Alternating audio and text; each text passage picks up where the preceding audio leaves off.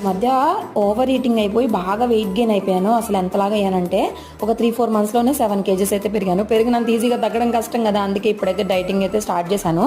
అంటే డైటింగ్ అంటే అన్ని ఫుడ్స్ తింటాను, కాకపోతే ఫాస్టింగ్ చేస్తున్నాను, ఇంటర్మీడియట్ ఫాస్టింగ్. 10:8 16 అవర్స్ ఏం తినం, 8 అవర్స్ ఏమైనా తినొచ్చు. అంటే ఏమన్నా అంటే ఇక ఎక్కువ జంక్ ఫుడ్ తింటే మళ్ళీ వెయిట్ లాస్ ఏం అవ్వము, కొంచెం హెల్తీగానే తినాలి. మార్నింగ్ లేవగానే నేను జీరా వాటర్ అయితే తీసుకుంటున్నాను.